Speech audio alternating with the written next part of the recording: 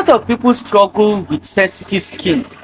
You know, this mainstream soap and skincare is not for everybody. There are some people their skin is still special, is sensitive. Okay, when they use some soaps, it itch them. When they use some creams, they develop rashes. So for such people, they usually need customized skincare products. Okay, so I'm going to talk about those people today. I'm also going to discuss about using of salt or sodium sulfate in your bar soap. I'm also going to discuss about using hardness in soap.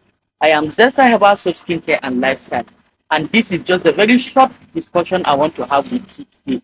So at the end of this video, I'll also be dropping a very good recipe for people that have sensitive skin, so that in case they want to make products by themselves at home, they'll be able to use this same recipe to make their own product, or they can give it to somebody to make for them, or they can meet me and I will of course make it for them. We make both soaps and creams and body salves and butters. So now let's dive into the video. Now, what are the hardeners you can use in your soap? Some of the very simple hardeners you can use in your soap are your stearic acid, your calcium, your sodium sulfate, your salt. Even silicate can also act as a soap hardener. Okay, now because I'll not want this video to take too much time, I'll not be able to elaborate too much on this. But if you always follow me, you'll be able to find out more about this particular ingredient. Then using sodium sulfate and soap in soap, and salt in soap, which one is the best? Both of them are okay. Okay, especially if you want to make a soap that would harden on time. You make the soap in the morning, by evening it is hard. You need things like sodium sulfate, you need things like salt in it. But remember, don't overdo it, because if you overdo it, the soap will not foam, the soap will crumble. Okay, so you don't add too much. For salt, you can add a teaspoon for each liter of oil. For sodium sulfate, you can use up to 5% of your total batch. Okay, then now, soap for a sensitive skin. What are some of the qualities a soap for sensitive skin should have? That soap should have no perfume. Perfumes are actually toxic and they are not good. They are even hormone disruptors, endocrine disruptors. They are not safe for the skin, they are not safe for our health at all. So that soap, number one, should not have a color, artificial colors, except if it is natural colors like micas, okay, or colors that are sourced from natural sources like turmeric or beetroot, which most of the time see eventually turn brown. Okay, so number one, it should not have perfume, it should not have artificial colors. Another thing it should not have is it should not have foam boosters, especially artificial foam boosters like SLS and sulfates. You should not have too much unnecessary preservatives that are not good for the skin. Okay, you should have preservative, even if it is going to have, okay, I'm even talking about soap. Soap don't need the preservative. I was diving into total skincare like Prince. Okay, so it should not have a foam boosters like SLS. If possible, use oils that on their own have foaming properties like palm kernel oil, like coconut oil, like castor oil. These oils on their own do foam. You join them with your hard oil and then make the soap for the person without adding any foam booster.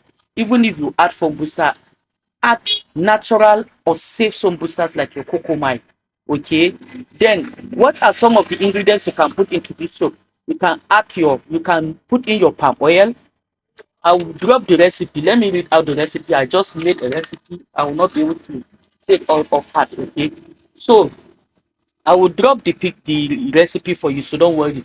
So you use your palm oil about 800 grams, your palm kernel oil 500 grams, your shea butter 500 grams. You now use coconut oil or castor oil about 200 grams. Okay, then for your sodium hydroxide you need about 270 grams. Your distilled water about 675 mils or 700 mils. Okay, your oat powder or your rice powder you can use 200 grams. For honey you can use 10 mils. For aloe vera gel 100 mils. For vitamin E 50 mils. And then remember, no color or perfume. The procedure will also be in the post. Okay, so now go through this video, go through you can screenshot the recipe I'll send to you.